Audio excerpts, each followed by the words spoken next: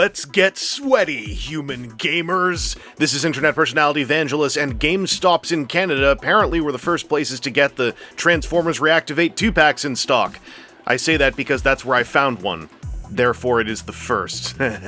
Optimus and Soundwave's box was the one I came across in my travels, and despite my ravenous fantasizing on stream earlier this month, did you say, hey, sell it to me first, I'll pay more than that other guy? No, I said sell it to me first. I said sell it to me first, or I'll kill you!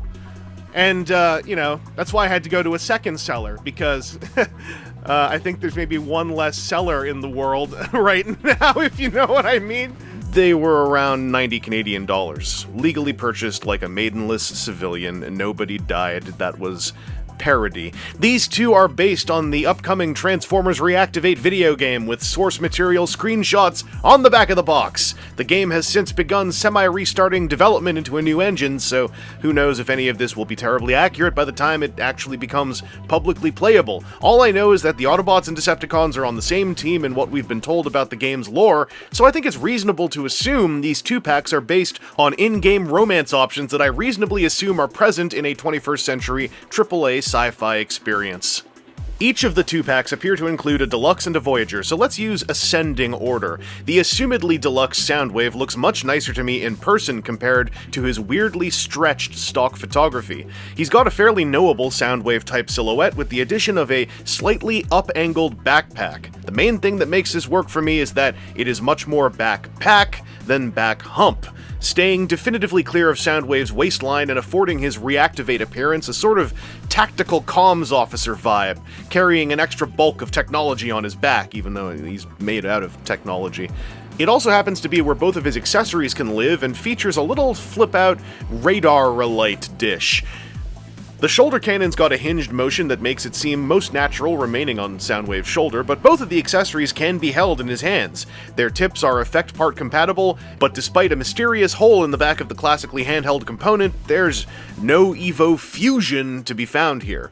Also, because somebody's gonna ask, the chest doesn't open. In fact, it's stuffed full of vehicle mode wheels, so even if it did, there wouldn't be any room to put any sort of partner plank piece in there. Now, I know I ruined one of your days, so let me console you with this. My day's going great. Optimus Prime is the Voyager type of the box, and let me say up front, he has some Voyager Plus levels of hand feel. The Reactivate rendition of Prime has a thick, powerful hero build with visual notes that remind me of both 2006 Classics Optimus and Make Toys Striker Manus. There's an annoyingly variable seam just beneath his pec windows, and the gray hands are a shame to a Blue Hands Prime lover like myself, but otherwise I adore how intensely powerful an image this robot mode projects.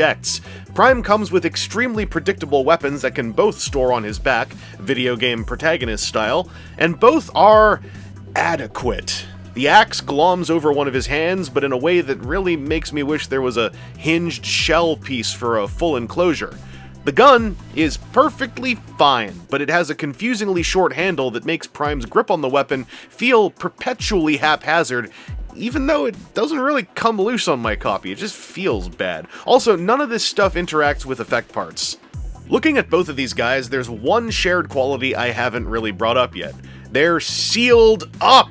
Most critically, when viewed from behind, there are no major visible hollow areas, as Soundwave's shins are two of his alt mode wheels, and Optimus Prime is just visually solid from every angle. In 2023, this has become a very premium feeling quality, and it really helps ease the sting of the near 100 Canadian dollar price tag.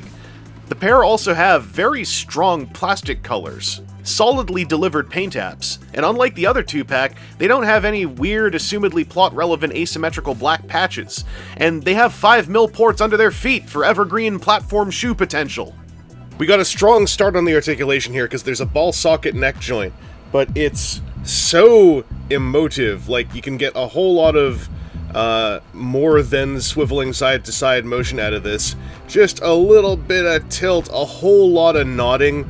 It really helps, especially with the shape of Soundwave's backpack. However, would be nice if there was just a bit more range, right? Well, check out Optimus's ball socket neck joint, because this thing is completely unhindered. There is so much tilt, so much nod, so much 360-degree concave motion. It's delightful! Other than that, like, shoulders are completely uninhibited. There's uninhibited T-pose ability, in case you're wondering. Soundwave is exactly the same, although his shoulders are ball socket connection, so there's like a cut up here for the stem. You got an elbow joint that goes a full 90, you got a bicep swivel and a wrist swivel and a waist swivel, and you might think, well, what about Optimus Prime? Naturally, it's all the same on him, uninhibited, just 90 degrees, but, it's all there. Oh, Optimus Prime's transformation joint in his shoulders also lets him have a bit of a, like, backwards butterfly motion, a little bit of that reverse lateral, just swinging his shoulder back a touch. The waist can turn. With this back stuff, I thought maybe there'd be some collision problems, but there kinda isn't. And then over here on the hips, we do one of my favorite tricks, which is that the skirt is just the hip joint, so that's how they're dealing with that.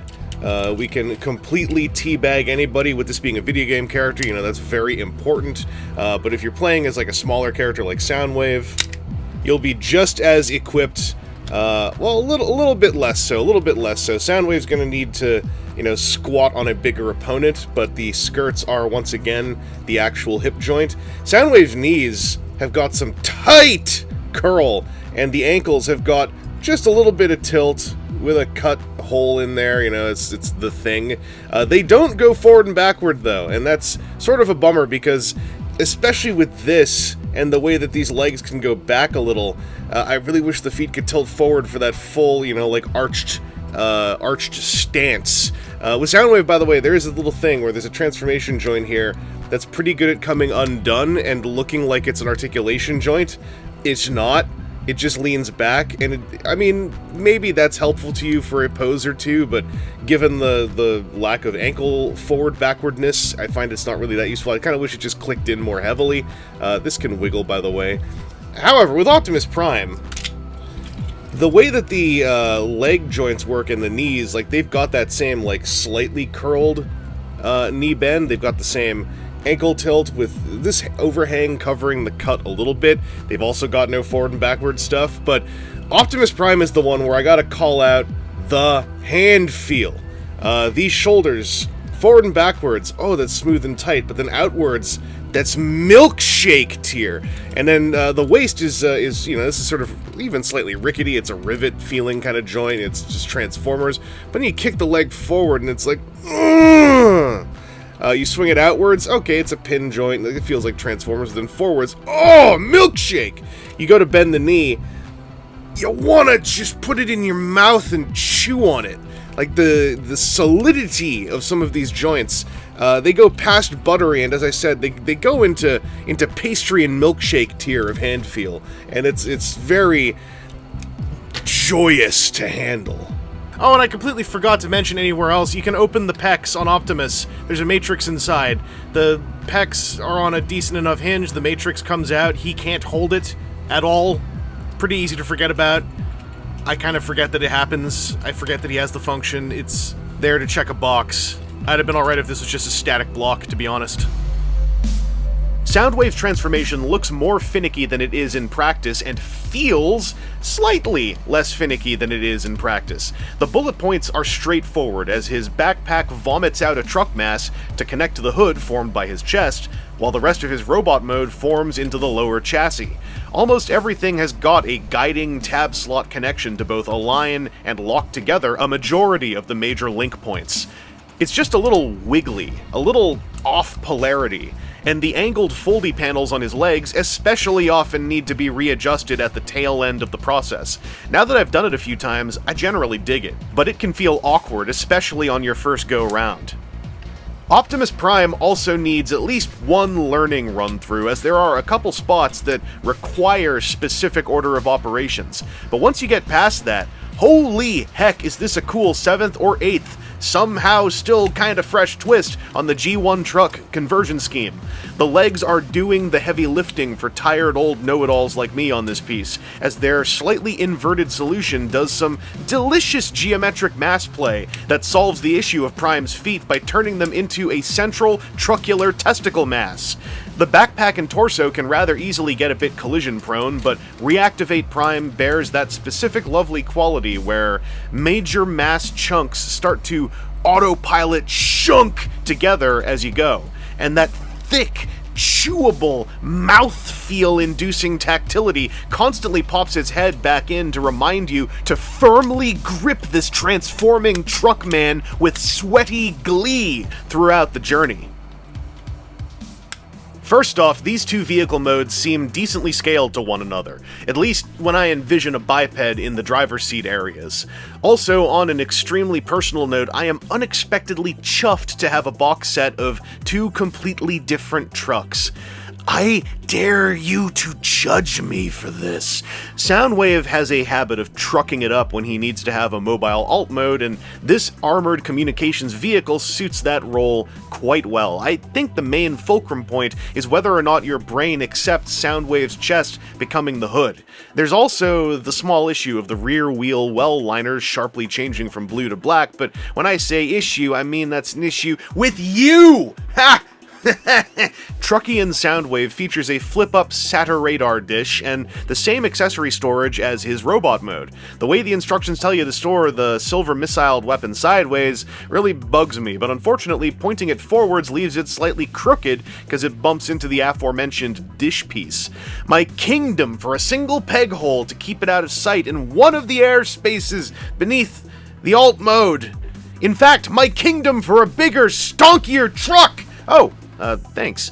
Reactivate's Optimus Prime turns into a predictably shaped and colored truck with space for a phantom trailer, but the specific geometries are a mixture of bullish and aggression that speak to me in specifically violent sweet nothings, both bellowed and whispered into my tingling ear. Basically, I like the kill catcher death bumper up front, and I adore the fact that there aren't 2 feet sticking off the back. I can be a basic boy. By the way, I am once again feeling the Striker Manus vibes on these shapes, and I am emotionless at the way that you stick the 2 accessories on the back. At least the gun has a second, still kinda short peg on the side, dedicated for this mode. I shrug. My life goes on. Just as my life goes on, waiting to see whatever the smutbox Transformers Reactivate ends up being as a video game. I have neither anticipation nor indignation at that project, and I wish it well, but I think it speaks to the power of this 2-pack that I am deep hard digging these 2 robot toys in their current canonical void. Optimus Prime is the deafening standout of the box, feeling like the 2-pack's inducing price of 100 Canadian dollars, give or take, afforded him some budgetary luxuries. This absolutely feels Voyager Plus, from his height to his girth to his tactility. The accessories are somewhere between a snore and a sigh, but the meat of the toy is absolutely delicious, and frankly, so is Soundwave. There are far quieter bits and pieces doing it, but he feels ever so slightly Deluxe Plus for 2023, which yes, means he feels like an average Deluxe from 2010 or 2011. Children who didn't exist back then can now hold conversations with you. The past is dead, and the economy hates us and our hobbies, but existential despair aside, I just like how this Soundwave turned out. He's kinda weird, but it's mostly just a backpack. He has plenty of valid reasons to be put off by his delivery, but none of them put me off, and I generally don't enjoy toys less because other people are having less fun with them. Is that selfish? I don't care. How does that affect me, caring or not? I'm not anyway, this 2-pack lives in a weird space. It's just expensive enough to let off an aforementioned, okay, as its impulse purchase preventative price basically comes out to the cost of a Deluxe and a Voyager nowadays, between taxes and a GameStop Platinum discount that is going away in 2024.